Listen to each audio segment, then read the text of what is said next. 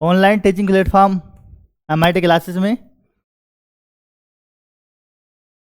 सभी बच्चे आ गए होंगे ऑनलाइन। तो करते हैं, हम अब अपना सेशन स्टार्ट करते हैं।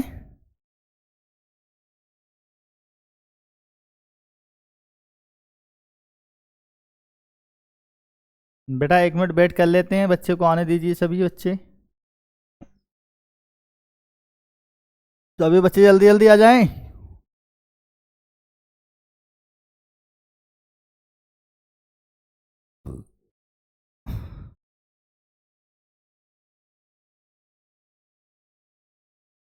बाकी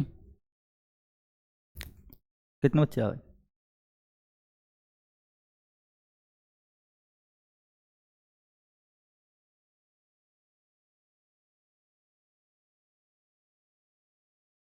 ठीक है, देखिए आज के सुप्रभात के साथ आज हम शुरुआत करेंगे। कल जो हमने टॉपिक कराया था उस टॉपिक से आगे की बात करेंगे। कल हमने निरक्षीय स्थिति में बात करते हुए वैद्युत क्षेत्र की तीव्रता ज्ञात की थी, किसके? वैद्युत द्विध्रुव के कारण।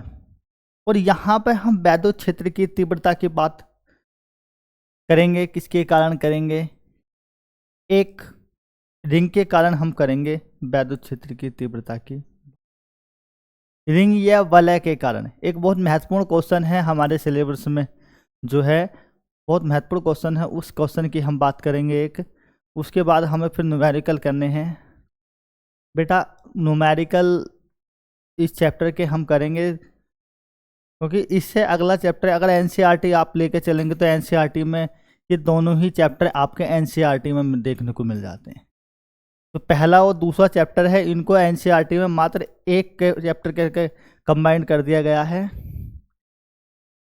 लेकिन आप चैप्टर पे मत जाइए, आपको क्या करना है, कुछ जो आपके जो बुक हैं, ज़्यादातर अधिकांश विद्यालयों में जो बुक हैं वो सिलेबस वाइज बुक हैं। जिस सिलेबस के अनुसार हम पढ़ा रहे हैं ज़्यादातर इस सिलेबस वाइज बुक है। क्योंकि अब जब जितना हम वैद्युत क्षेत्र के बारे में ज्ञात कर चुके हैं, पढ़ चुके हैं, उसके बाद हम उनके ऊपर ही हम प्रयास करेंगे। पहले न्यूमेरिकल समाप्त करेंगे, जितने टॉपिक पढ़े हैं इन टॉपिक के ऊपर जितने भी न्यूमेरिकल बनते हैं उन न्यूमेरिकलों के से हम शुरुआत करेंगे। पहले उनको समाप्त कर लेते हैं, उसके बाद अगला टॉपिक करेंगे हम, जो भी हमारा होगा गाउस के फिर में संबंधित जो भी टॉपिक होगा उसे करेंगे। उसमें कोई ज़्यादा कुछ नहीं है, उसमें हमें वैद्युत फ्लक्स के बारे में पढ़ना है, वैद्युत फ्लक्स के गाउस की परिमेय के बारे में पढ़ना है, उसमें गाउस की परिमेय की हमें उत्पत्ति करनी है और उसके 2 अनुप्रयोग करने, बाकी हमें कुछ नहीं करना। जब हम अनुप्रयोग कर लेंगे उसके, तो इस प्रकार हमारा वह चैप्टर समाप्त हो जाएगा। दूसरा चैप्टर ज़्यादा बड़ा चैप्टर नहीं है, उसको हम अगले 2 दिन में कवर करने की कोशिश करेंगे। बेटा कोशिश ये रहेगी कि हम 2-3 दिन के अंदर अपना एक चैप्टर समाप्त कर दें। अब आप इसी बात का अंदाज़ा लगाते हुए देख सकते हैं कि हमने अपनी पढ़ाई को सुचारू रूप से जारी करते हुए कि इस मंथ में ही हम अपने 4 चैप्टरों को कवर कर जाएंगे। क्योंकि जो इलेक्ट्रिसिटी की जो पहली फिजिक्स की वो यूनिट है इलेक्ट्रिसिटी की, उसको हम इस मंथ में ही कवर कर जाएंगे। और जो आपका अगस्त का महीना होगा, अगस्त के महीने में हम फिर सेकंड पेपर पर बात करेंगे, क्योंकि हम फर्स्ट पेपर के अधिकांश चैप्टर जब कंप्लीट कर लेंगे तो उसके बाद 1 अगस्त से जो शुरुआत करेंगे हम सेकंड पेपर की शुरुआत करेंगे, जो हमारा भौतिक विज्ञान का सेकंड पेपर है। जब आप सेकंड पेपर हमारा कंप्लीट हो जाएगा, अगस्त के बाद सितंबर में चल पहुँचेंगे, तो सितंबर में भी हम फिर फर्स्ट पेपर को कंप्लीट कर देंगे और अक्टूबर में सेकंड पेपर को कंप्लीट कर देंगे।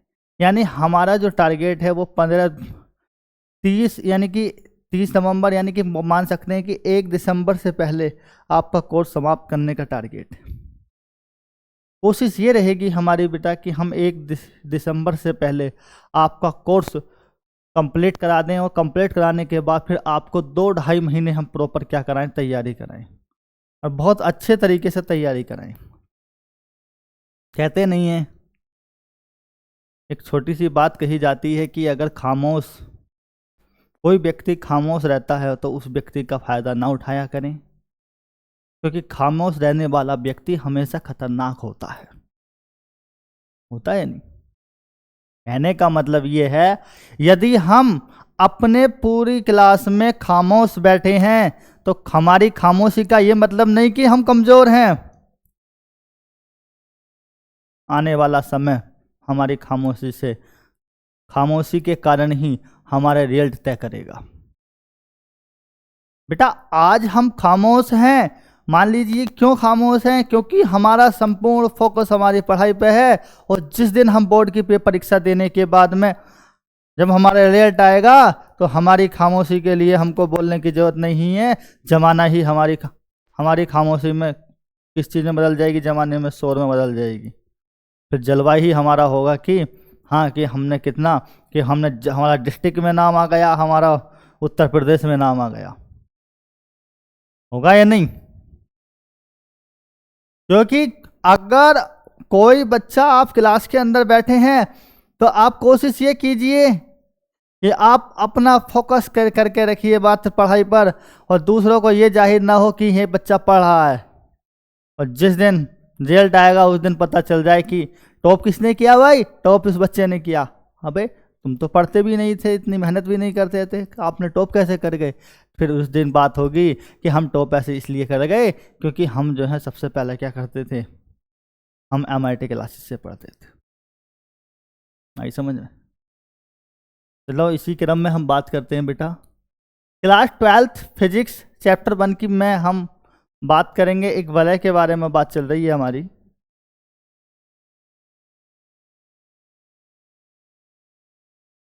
यूनिट इन बच्चों ने यहाँ पे जो हमारा जो एक टॉपिक है बेटा, वो है किसी रिंग के कारण, किसी रिंग के कारण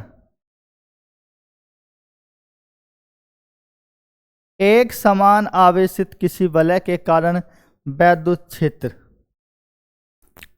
हेडिंग है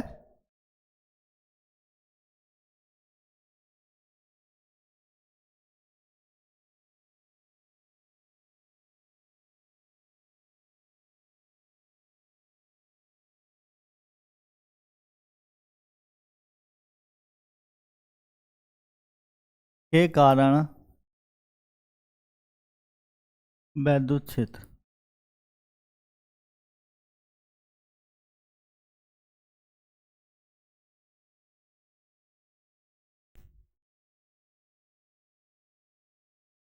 वैद्युत क्षेत्र, देखिए इसको आप कन्वर्ट कर लीजिए इस हेडिंग को, मैं कन्वर्ट कर लेता हूँ।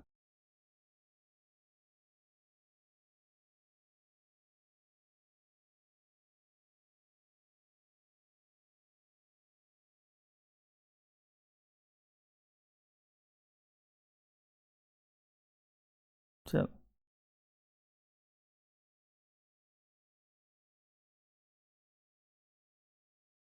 वैद्युत क्षेत्र, एक किसकी बात की गई, एक समान वलय। वलय का मतलब हो सकता है कोई रिंग, रिंग का मतलब जो हाथ में पहनने वाला क्या होता है, छल्ला। क्वेश्चन ये बन सकता है, एक समान रिंग के कारण वैद्युत क्षेत्र, एक समान रिंग के कारण वैद्युत क्षेत्र। बेटा सबसे पहले बात करेंगे, जब रिंग के कारण बात कर रहे हैं तो एक रिंग की रचना कीजिए आप। किसकी रचना करेंगे, एक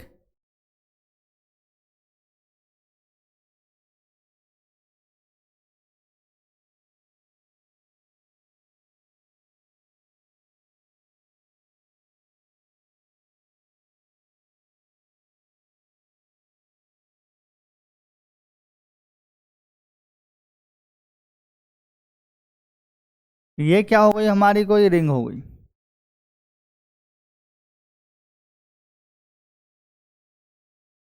इस रिंग के कारण बात कर रहे हैं, किसकी बात कर रहे हैं, ये वैद्युत क्षेत्र की बात कर रहे हैं, एक समान रिंग के कारण वैद्युत क्षेत्र।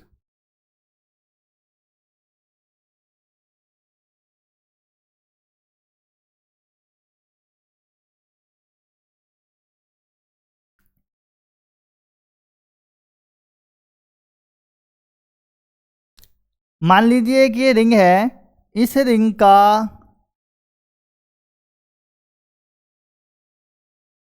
इस रिंग की जो त्रिज्या कितनी है, 2.1 है। कितनी है रेडियस, 2.1 की मैं रेडियस में खींचा है मैंने, यानी कि इसकी त्रिज्या कितनी मानी मैंने, स्मॉल आर मानी, स्मॉल आर। जिससे बेटा स्मॉल आर है, जिससे स्मॉल एक्स दूरी पर एक बिंदु क्या मान लीजिए आप, पी ले लीजिए। क्या ले लीजिए बेटा, कोई बिंदु पी ले लीजिए।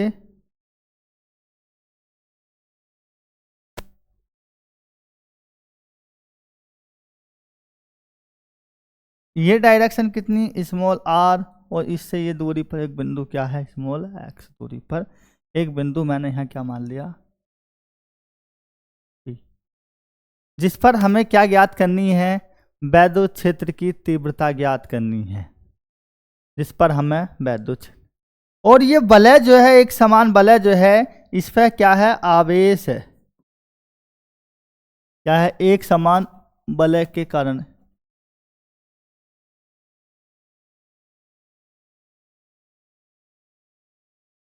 क्वेश्चन में बेटा ये कर लीजिए आप,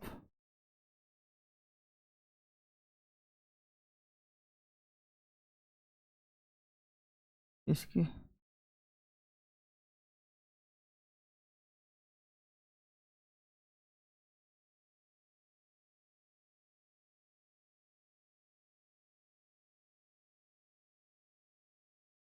ये लिखिए,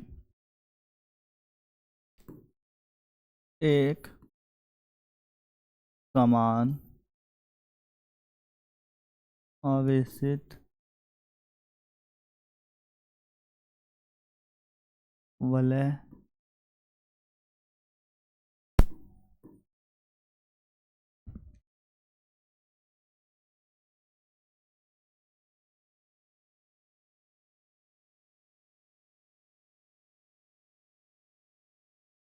ठीक है।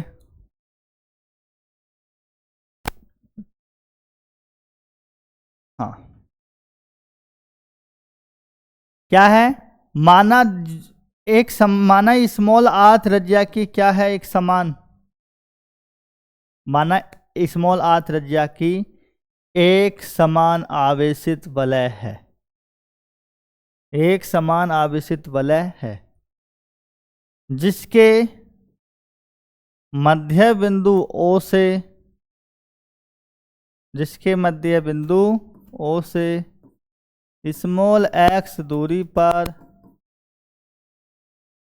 एक बिंदु कैपिटल P है, जिस पर हमें वैद्युत क्षेत्र की तीव्रता ज्ञात करनी है। ध्यान दें, ये x है, ये r है, दो डायरेक्शन, और यहां से एक डायरेक्शन की और बात करेंगे हम।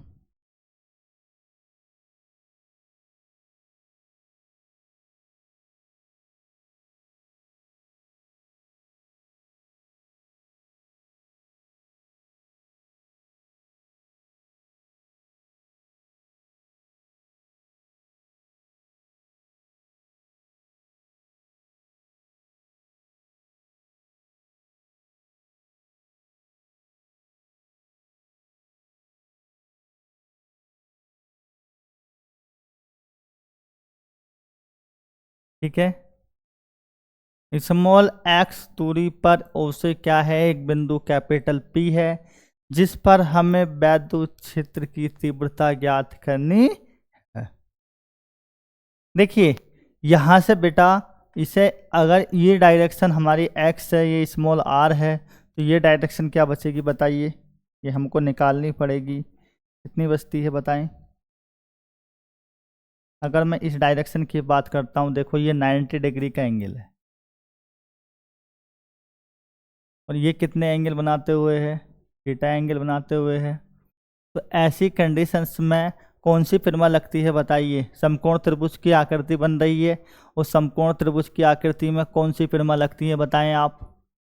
पाइथागोरस प्रमेय का नाम सुना है, पाइथागोरस प्रमेय कार्य करेगी यहाँ पर, ये क्या है, ओपी आपके पास आधार है, OP क्या है, आधार है, और इस बिंदु को क्या मानेंगे, A मान लीजिए, AO।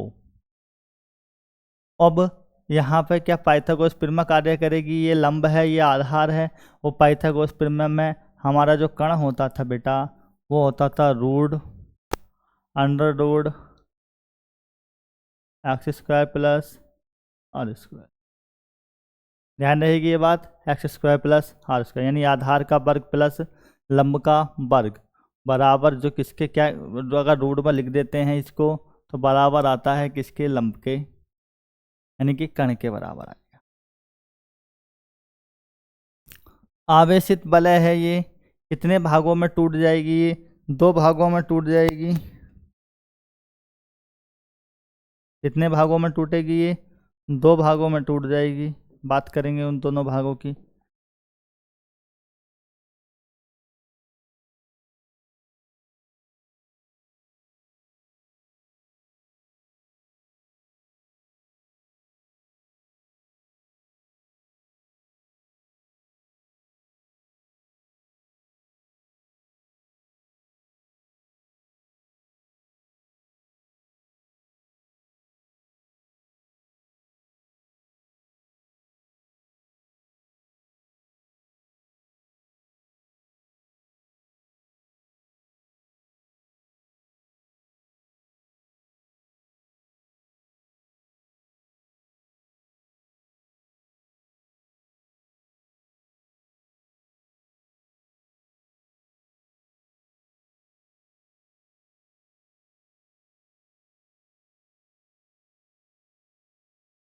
ये आवेशित वलय हमारे प्राप्त हो गई है यहाँ से, और ध्यान रहेगी बात, हमें ध्यान रखने वाली बात है।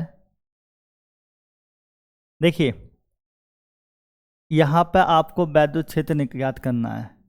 अब बिंदु P ले लीजिए, क्या ज्ञात करना है, वैद्युत क्षेत्र, यानी कि वैद्युत क्षेत्र कैसे लिखते हैं आप, E की वैल्यू ज्ञात कर। E कितने भागों में बटा हुआ है, 2 भागों में। यहाँ डेल्टा E कोस थीटा हो जाएगा, ये भी डेल्टा E की डायरेक्शन में बट गया, डेल्टा E की डायरेक्शन में बट गया। यहाँ ऊर्ध्वाधर घटक हो गए तो डेल्टा E साइन थीटा हो जाएगा। ये दोनों जो है एक दूसरे में, डेल्टा ई साइन थीटा क्या है, एक दूसरे में के विपरीत हैं, और विपरीत डायरेक्शन की परिस्थिति में एक दूसरे को क्या कर देते हैं, निरस्त कर देते हैं। इनका कोई कार्य नहीं रहेगा यहाँ पर, ध्यान रहे बात, इनका कोई भी कार्य नहीं रहेगा यहाँ पर। यहाँ आवेश क्या है इस सतह पर, डेल्टा क्यू आवेश एक तरीके से, यानी कि अल्पांश भाग कितना है, यहाँ एक के क्यू आवेश तो बिखरा हुआ है टोटल सतह पर, लेकिन अगर यहाँ इस बिंदु ए पर मैं बात करूं आवेश की तो कितना है, डेल्टा क्यू आवेश है, डेल्टा क्यू आवेश है यहाँ पे। और इस आवेश के कारण ही हमें वैद्युत क्षेत्र की तीव्रता ज्ञात करनी है बिंदु पी पर। कोई बात समझ में आई होगी। मात्र ए से पी तक की डायरेक्शन में अब बात करनी है बेटा हमको, ए से पी तक की डायरेक्शन में, बस एक आवेश के कारण। इसका जो नेक्स्ट फिगर बनेगा उस पर आधारित है ये सब कुछ। करते हैं बात। सबसे पहले हम चित्र के बारे में लिख लेते हैं, चित्र आपके सामने है और इस चित्र के बारे में ही हमको लिखना है।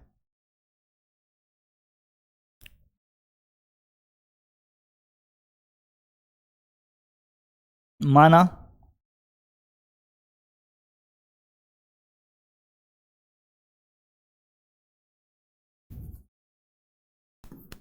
स्मॉल आर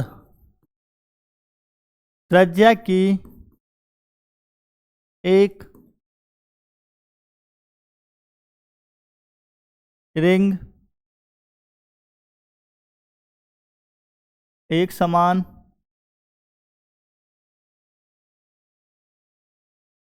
आवेशित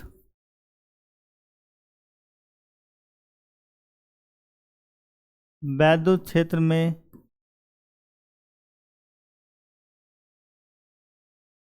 स्थित है।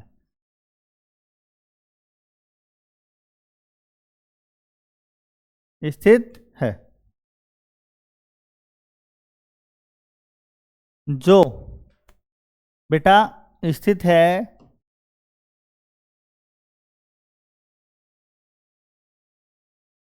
जो कैपिटल के परावैद्युतांक वाले माध्यम में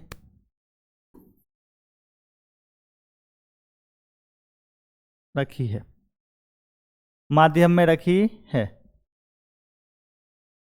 जिसके मात्र चित्र पर ध्यान दें, ओ पर ध्यान दीजिए। आप किस चीज पर ध्यान देंगे? ओ पर ध्यान दीजिए। जिसके मध्य बिंदु क्या बताएं इसका? ओ जा भाई,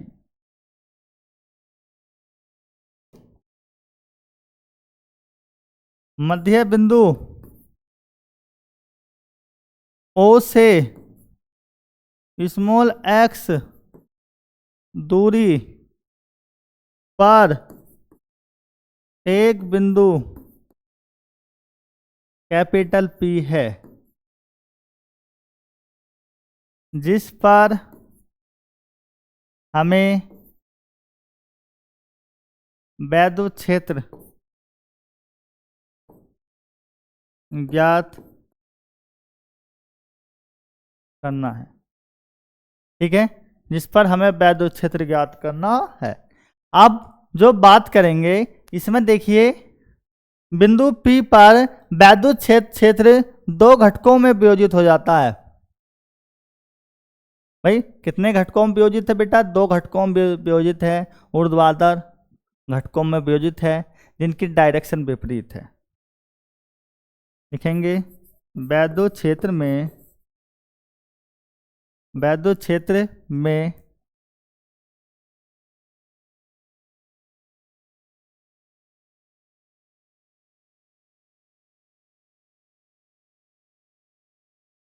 कि दो घटकों डेल्टा ई साइन थीटा में वियोजित हो जाता है, जिसकी दिशा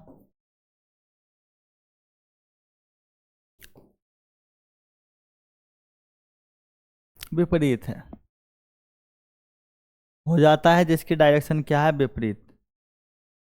तो दोनों घटक एक दूसरे को क्या कर देंगे? निरस्त।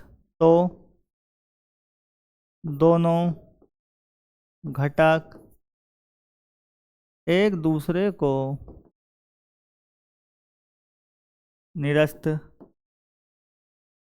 कर देते। साइन थीटा की वैल्यू बेटा यहाँ पर डेल्टा ई साइन थीटा जब एक दूसरे से निरस्त हो जाएंगे तो इनका काम खत्म हो जाएगा बिंदु P पर। हम बात किसकी करेंगे फिर delta E sine cos theta की बात करेंगे। इसकी बात करेंगे हम, डेल्टा ई कोस थीटा। अब बात करेंगे अल्पांश के कारण। इसकी भाई इस छोटे से की बात कीजिए, बस इतना इतना फिगर बनाना है बेटा। ए से पी तक का फिगर बनाना है हमको, बस ए से पी तक का। ठीक है, ध्यान दें।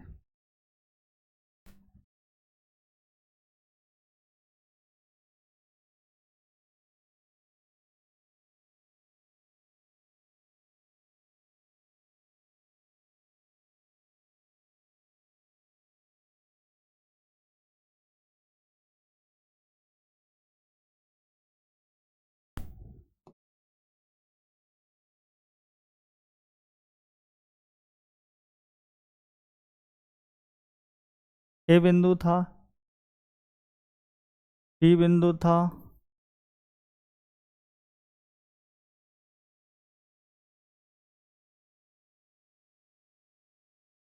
और यहाँ पर क्या निकालनी थी हमें? वैद्युत। और ये इसका क्या है? घटक। इतनी पे बात करेंगे हम। ठीक है, बहुत सिंपल क्वेश्चन हो जाएगा बेटा। अब यहाँ से आप ध्यान देखें, पढ़ा है हमने क्या? डेल्टा क्यू आवेश के कारण वैद्युत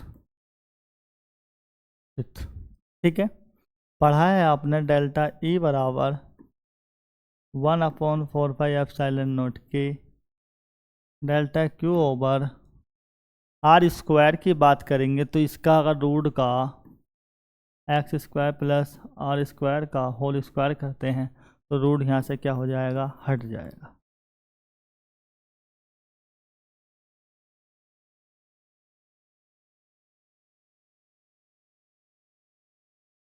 ठीक है, तो रूट क्या हो जाएगा यहाँ से बेटा, हट जाएगा यहाँ से। तो यहाँ ये किसके वैल्यू आई, डेल्टा ई की। ठीक है, अब क्या करेंगे, बिंदु P पर वैद्युत करिए, ई की वैल्यू निकालनी है हमको, सिग्मा लगाइए डेल्टा ई कोज थीटा। डेल्टा ई की वैल्यू रख दीजिए आप यहाँ से कि और क्यू के स्थान पर आप संपूर्ण आवेश के कारण लिख दीजिए Q² R square into cos theta. E की वैल्यू आ गई, यही तो हमें प्राप्त करनी है। लेकिन दिक्कत किस चीज़ की है बेटा, इस दिक्कत है इस कोस थीटा की। इस कोस थीटा का क्या करें, इस कोस थीटा का क्या करें। चलो कोस थीटा का भी कर लेते हैं, जब साइन का कुछ करा था कल, तो आज कोस थीटा का भी कुछ ना कुछ करेंगे। पार्टिफिकेशंस में देखेंगे यहाँ पर cos theta. We know that हम जानते हैं कि बेटा कोस थीटा बराबर, जो आपने पढ़ा है लाल बटे कक्का में पढ़ा होगा, आधार बटे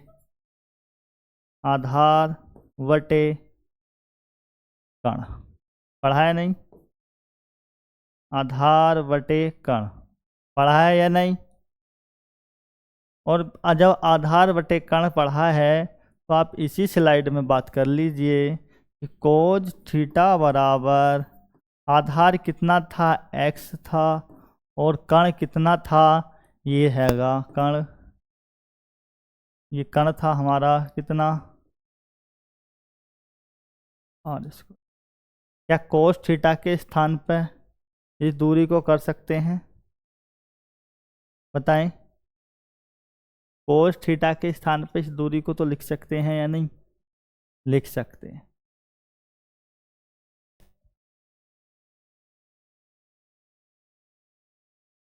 ध्यान दें, जब आप इसके स्थान पर इसे लिखेंगे, इस समीकरण को आपने कितना मान लीजिए 1, और यहाँ से करेंगे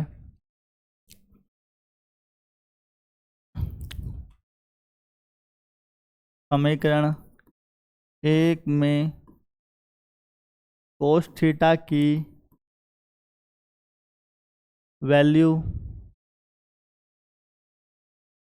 रखने पर रख दीजिए,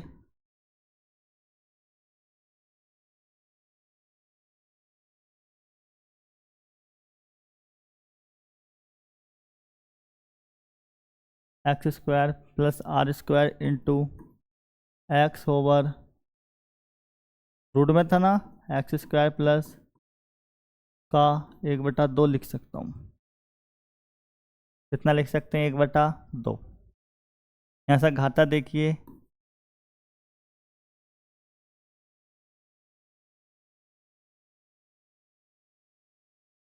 वन अपॉन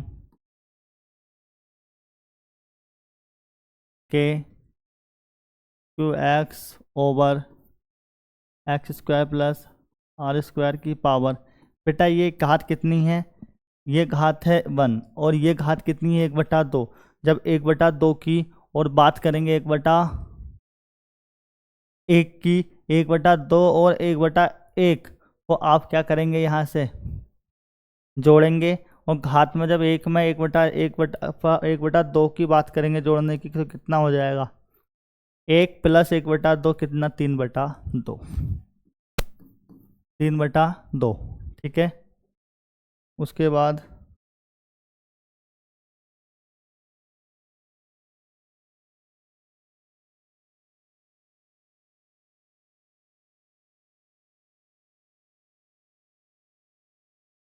ठीक 3/2।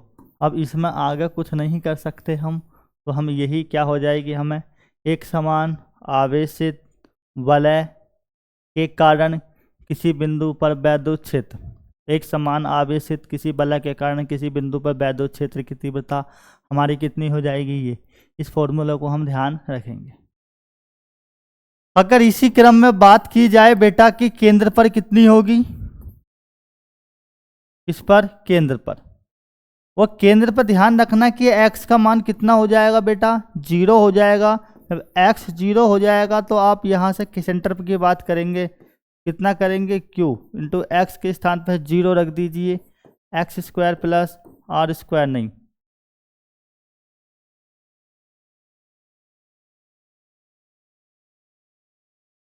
0 का स्क्वायर प्लस आर स्क्वायर का 3/2 की बात कीजिए। बेटा अगर 0 से किसी संख्या के गुणा या भाग करोगे तो क्या संपूर्ण क्या हो जाता है, बताएं। 0 से किसी संख्या की गुणा या भाग करेंगे तो संपूर्ण क्या हो जाता है, बताइए, बात कीजिए उस पर, क्या हो जाता है, 0 हो जाता है। तो ई की वैल्यू कितनी हो जाएगी बेटा, सेंटर पे 0 हो जाएगी। ध्यान रखेंगे, एक समान आवेशित किसी वलय के कारण, एक समान आवेशित किसी वलय के कारण उस वलय के केंद्र पर वैद्युत क्षेत्र कितना होगा। क्वेश्चन बनेगा, एक समान आवेशित वलय के कारण उस वलय के केंद्र पर वैद्युत क्षेत्र ज्ञात कीजिए, या कितना होगा। वहां पर ऑप्शन दिया होगा, बताइए कितना होगा। वहां पर बात करी हमने, कितना होगा भैया, ये 0 होगा, क्योंकि x की वैल्यू वहां पे कितनी है, 0 है। और क्या कह सकते हैं, एक समान आवेशित वलय के कारण किसी बिंदु पर वैद्युत क्षेत्र, और किसी अदर बिंदु पर वैद्युत क्षेत्र की बात करेंगे तो बेटा फॉर्मूला हो जाएगा E = 1/4πε0 के QX over x square plus r square की घात 3/2। ठीक है, किसी बच्चे को कोई दिक्कत, बताएं, किसी बच्चे को कोई दिक्कत तो नहीं है। अगर इस दूरी की बात करूं मैं, यहां से एक टॉपिक बनता है हमारा कि हमें दूरी, नेक्स्ट टॉपिक पर हम बात करेंगे इसी में, इस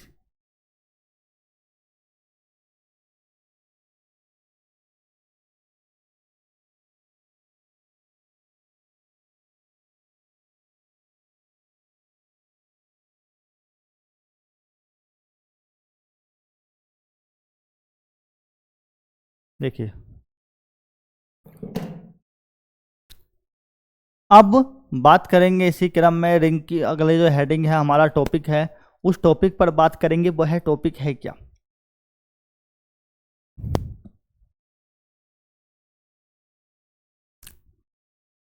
एक छोटा सा भी एक रिंग की अक्ष,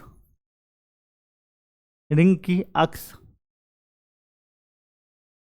के अधिकतम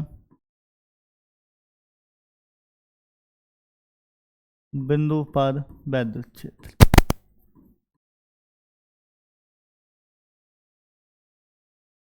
अधिकतम बिंदु पर वैद्युत क्षेत्र की बात करेंगे। यहां से हम क्या, वैद्युत क्षेत्र अधिकतम किसी बिंदु पर, अगर वैद्युत क्षेत्र की बात की जाए अधिकतम बिंदु पर, तो एक बात का ध्यान रखना बेटा, तो हम उसका अपकलन कर देते हैं, इसका वैद्युत क्षेत्र का उस बिंदु के सापेक्ष क्या कर दीजिए, अपकलन कर दीजिए, क्योंकि हमें उस बिंदु की ही बात करनी है। वह बिंदु अधिकतम दूरी पर कितनी दूरी पर था इस क्वेश्चन में, बताएं, r थी या x थी, बताएं बेटा। जहां x 0 था उस समय पर सब कुछ 0 था, जब x की ही दूरी पर था, तो क्या लिख सकते हैं, यहां से आप कीजिए। मैं यहां से अधिकतम बिंदु पर वैद्युत क्षेत्र की बात करूंगा, तो यहां बेटा आप लिखेंगे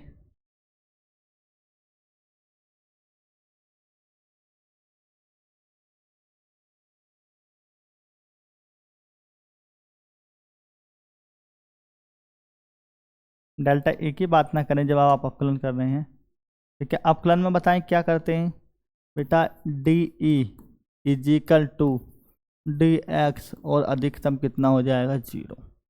टोटल हमें किसकी वैल्यू पर अपकलन करना है, एक्स के सापेक्ष ई का अपकलन करना है। 2 पार्ट्स में कर देंगे हम इसका, वैल्यू रखिए यहाँ से डी ओवर डी एक्स ई की वैल्यू रख दीजिए 1/4π∁0 के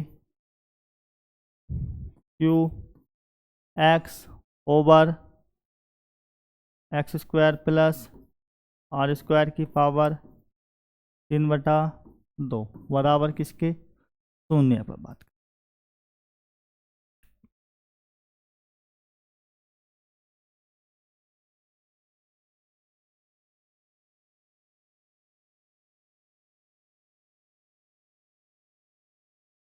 इसके बाद पर देखो ध्यान दें बेटा, ये कांस्टेंट हो जाएगा यानी 1/4π नहीं Q/4π क्या हो गया कांस्टेंट हो गया। इसका बचता अवकलन जो x के साथ में पद है,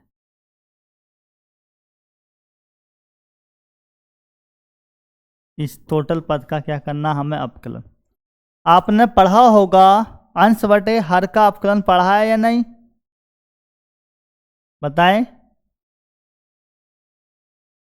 अंश बटे हर का अवकलन पढ़ा है या नहीं पढ़ा।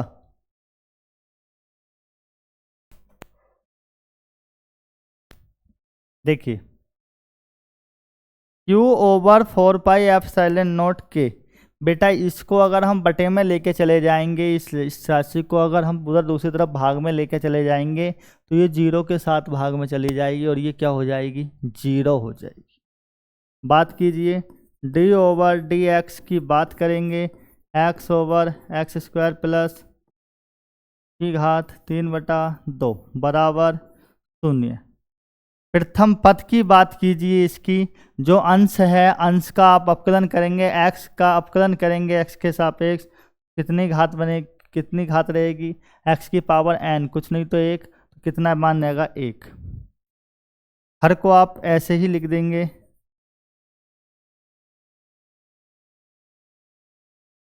माइनस लगाएंगे।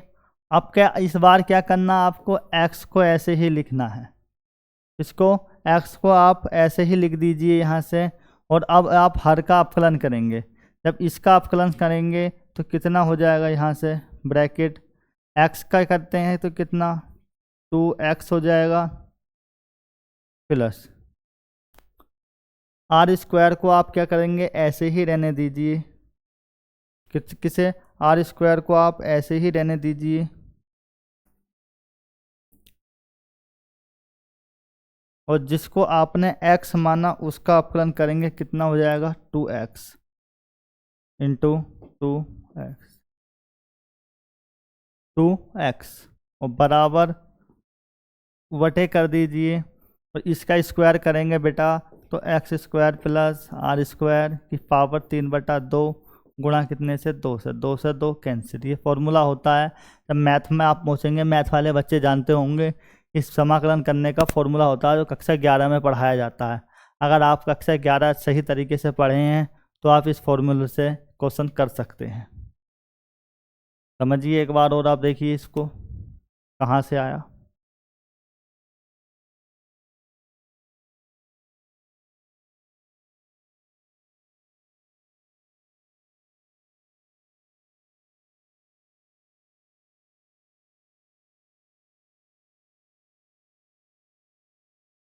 पर बेटा हाँ एक चीज़ पर ध्यान दीजिए, ये हर की घात 2 है, 3/2 है। एक सेकेंड, अवकलन करने में इस बात का ध्यान दीजिए। यहाँ पे इस लाइन को मैं दोबारा लिखता हूँ।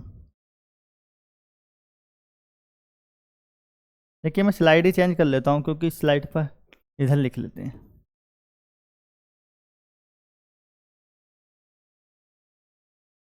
ऐसा मत करिए।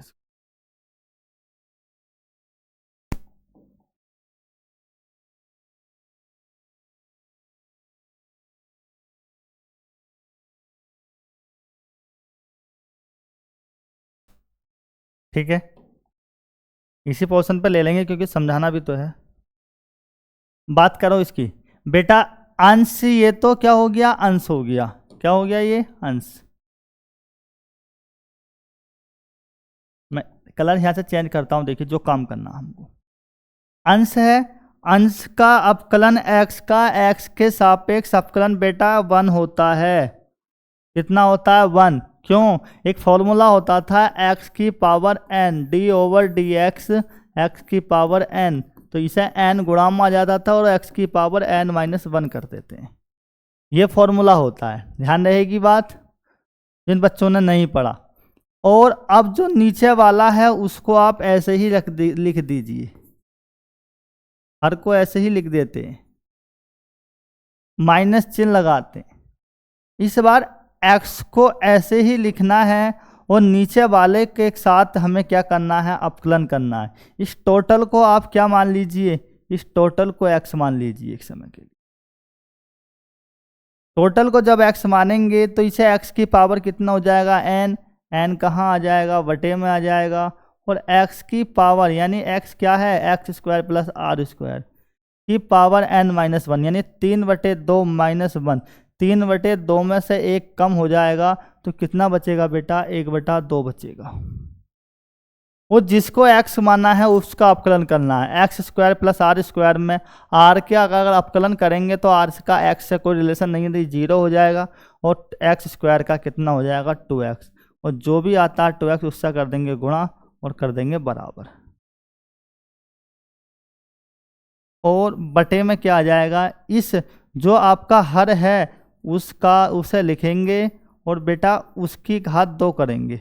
अब 2 करेंगे, 2 की 2 से गुणा होगी और 2 से 2 क्या हो जाएगा, कैंसिल आउट हो जाएगा।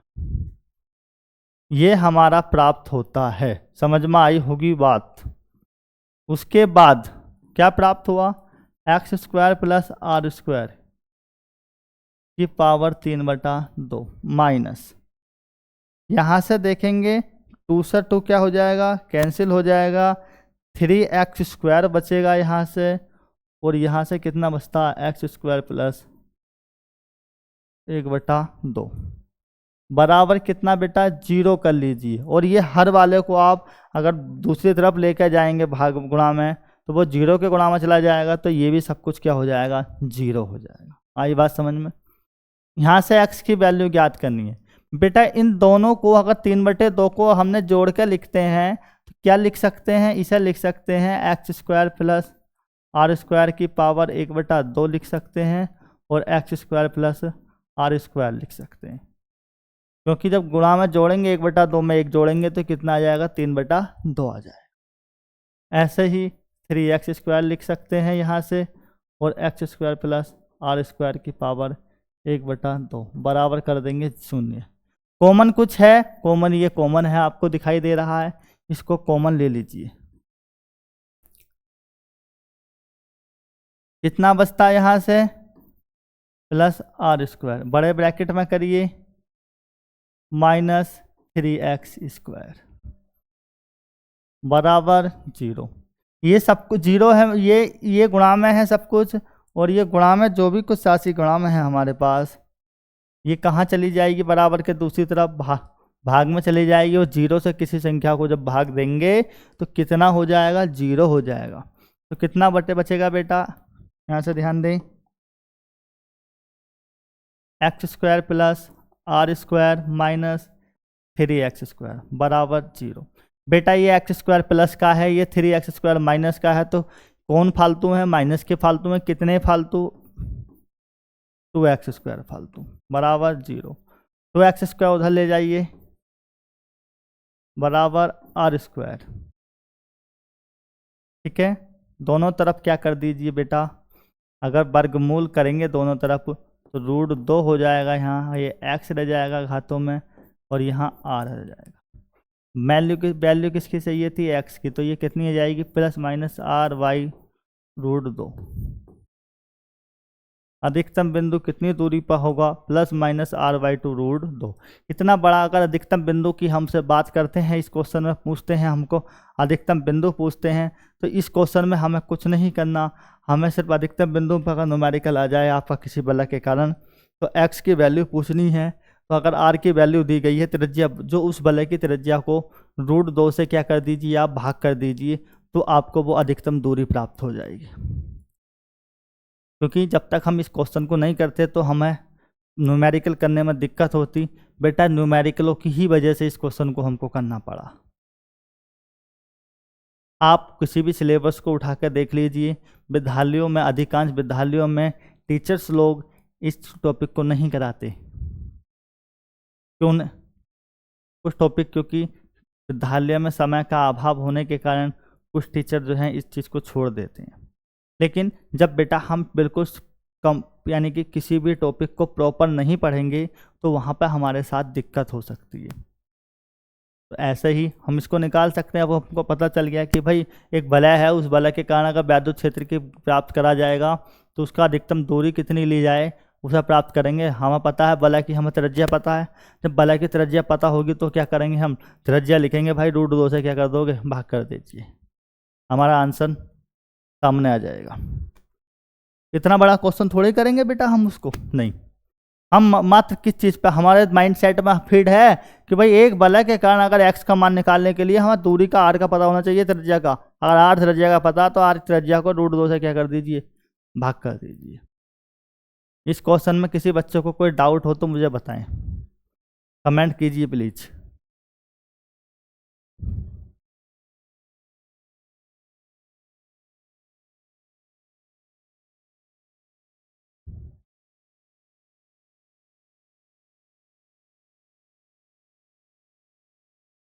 ठीक है, कमेंट बताएं। बेटा पूरा क्वेश्चन करा है मैंने, इसी वजह से दोबारा दो बार यानी कि दूसरी बार में मैंने यहाँ पे कुछ बच्चे बायोलॉजी वाले हैं हमारे, इसलिए मुझे यहाँ पर जो है जो अपकरण करना पड़ा, दोबारा करना पड़ा है। देखिए कुछ हार्ड बायोलॉजी वाले बच्चों के लिए कुछ हार्ड तो होगा, क्योंकि जब हम कोई नई चीज़ पढ़ते हैं तो वो हार्ड तो होती ही है। अब आप जो भी आप लाइव हैं बेटा, आप ये बताओ अंशी, अगर ये कोई बात समझ में नहीं आई हुई तो पूछ सकते हैं आप।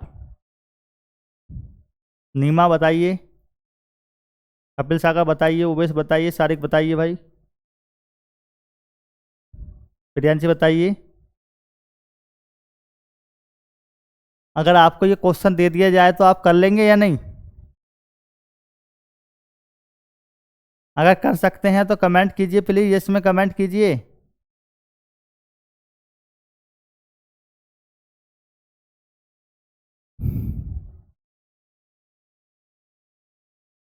बताएं, जब रिवीजन में लेके चलेंगे हम, दोबारा क्वेश्चन को लेके चलेंगे रिवीजन में इसको। सैटरडे में मैं इस क्वेश्चन का कुछ रिवीजन, कुछ क्वेश्चनों को मैं दोबारा रिपीट करा दूंगा, बता दूंगा कि कुछ कुछ क्वेश्चन जो हार्ड हैं। अगर कोई डाउट हो किसी क्वेश्चन में, किसी बात पर, तो आप लिख के भेज दीजिए।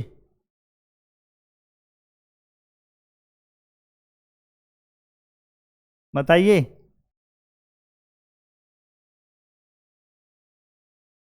आप तो कोई कमेंट ही नहीं कर रहे हैं, कोई बात समझ में आई नहीं आई, पता कैसे चलेगा मुझको?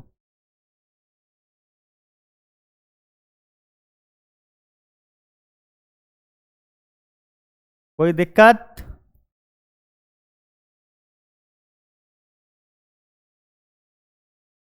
बच्चे कमेंट ही नहीं कर रहे, क्या बात?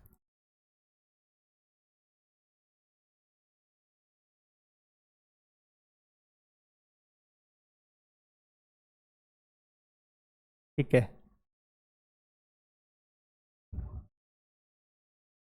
Okay okay.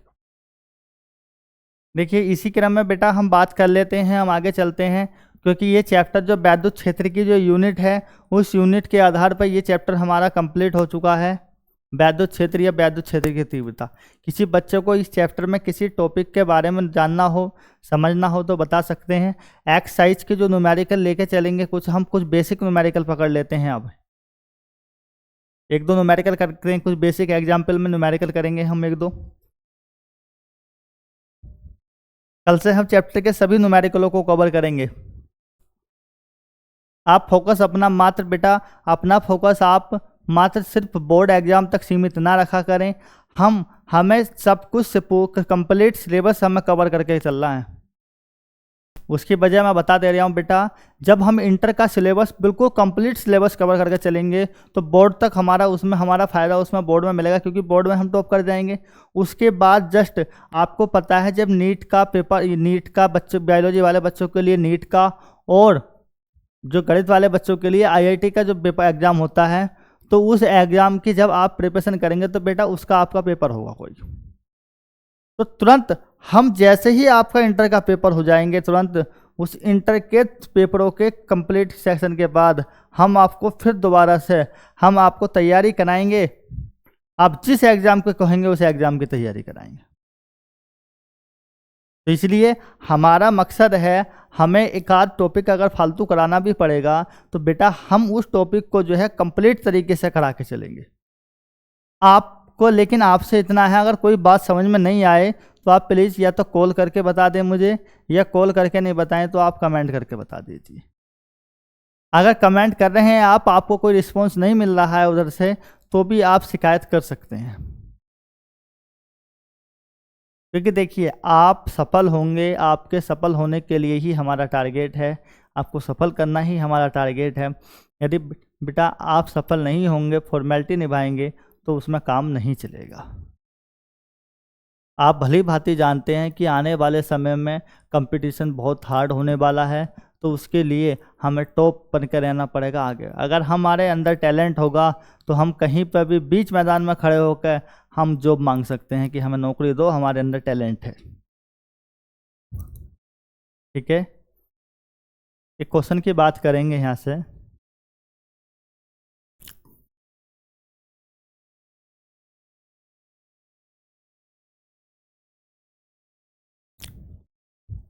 देखिए दो बिंदु आवेश है,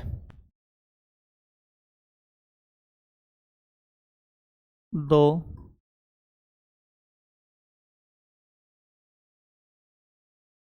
दो बिंदु आवेश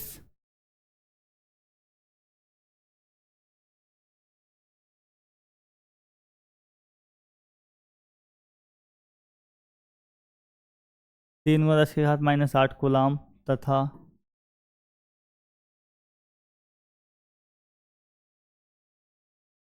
6 कूलाम के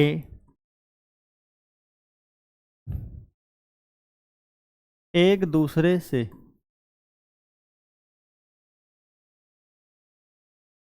25 सेंटीमीटर की दूरी पर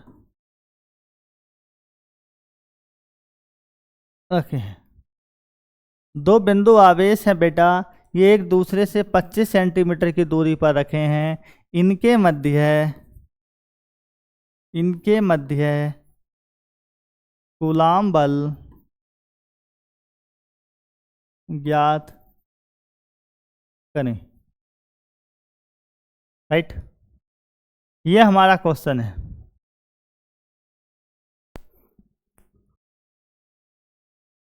कितने बच्चे कर सकते हैं इसको?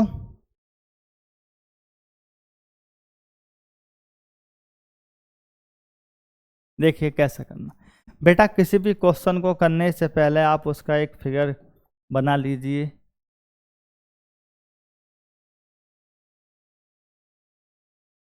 आपको इसका सॉल्यूशन करना है। एक आवेश बेटा ये है, एक आवेश ये है, ये कितना है 3 × 10⁻⁻8 है, इसको आप Q1 मान लीजिए। और ये कितना है Q2 5 × 10⁻⁻6 है, कूलाम में है बेटा। ये डायरेक्शन की बात करेंगे 25 सेंटीमीटर डायरेक्शन है। दो बिंदु ए बी पर रखें। ठीक, क्वेश्चन न्यूमेरिकल करने के लिए बेटा हिंदी ज़्यादा नहीं लिखने हैं। माना हमने Q1 वैल्यू कितनी है 3 × 10⁻⁻8 कूलाम, और Q2 वैल्यू कितनी है 5 × 10⁻⁻6 कूलाम, और R वैल्यू कितनी 25 सेंटीमीटर। अब ध्यान दें बेटा 25 सेंटीमीटर है, यहाँ सेंटीमीटर और कूलाम दो मात्रक हो गए बेटा, ये अलग अलग मात्रक पद्धति में है। ये MKS में है, ये CGS में है। तो सबसे पहली बात, हमें मात्रकों को सेम पद्धति में करना है। सेंटीमीटर को किस चीज़ में बदलना है? मीटर में। 25 सेंटीमीटर में कितने मीटर बताओ? देखिए 100 सेंटीमीटर में जो मीटर होते हैं, हमारा 1 मीटर होता है 100 सेंटीमीटर में कितना? 1 मीटर। तो 1 सेंटीमीटर में कितने मीटर होंगे? 1/100 मीटर होंगे, 1/100। तो 1 सेंटीमीटर के स्थान पर आप 25 को आप जैसे ही आप 100 से भाग करेंगे बेटा, तो यहाँ पर यूनिट क्या चेंज हो जाएगी? मीटर हो जाएगी। और 100 से भाग करेंगे 10.25 मीटर आ जाएगा आर का मान। बल आपको निकालना है, कूलाम बल फॉर्मूला आपने पढ़ा है 1/4πε0 Q1 Q2 over r square. ये न्यूटन का ये फॉर्मूला पढ़ा है आपने। कुछ नहीं करना, मान रख दीजिए।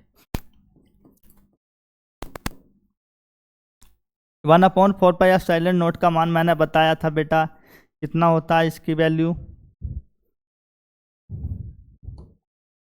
ध्यान रखेंगे। इसकी वैल्यू कितनी बताई थी, 9 × 10⁹ बताई थी नहीं, न्यूटन मीटर स्क्वायर प्रति कूलाम स्क्वायर। ध्यान रखना एक बार और, वैल्यू रख दीजिए यहाँ से। Q1 की वैल्यू रखिए 3 × 10⁻⁸ हो जाएगी, और यहाँ से 5 × 10⁻⁶ हो जाएगी, बटे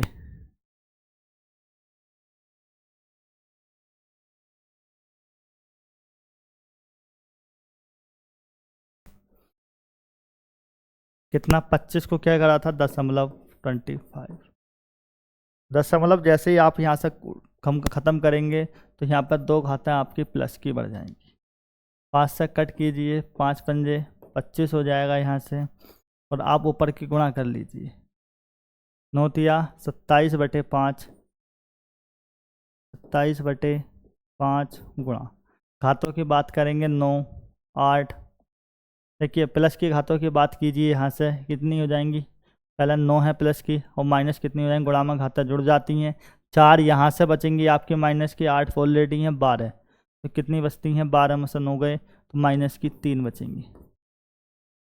5 से भाग कर दीजिए, 5 पंजे 25 की बात कीजिए, 10.5 चौक 20, 10⁻⁻3 इतने न्यूटन, इतने न्यूटन। ठीक है, कभी भी चित्र को, किसी भी न्यूमेरिकल को करने के लिए कोशिश ये कीजिए कि अगर हम फिगर बना सकते हैं तो फिगर बना लीजिए।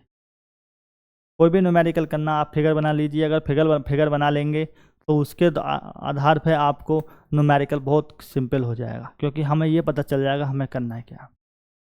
हिंदी लिखने की ज़्यादा हिंदी पर ध्यान ना दें। न्यूमेरिकल में मात्र आपको क्या लिखना है, उनके प्रतीक लिखना है। प्रतीकों को अच्छी तरीके से समझ लीजिए। अगर प्रतीकों को आप जानते हैं तो आपको किसी प्रकार की कोई दिक्कत नहीं होगी। आज के सेशन में हम इतनी ही बात करेंगे बेटा।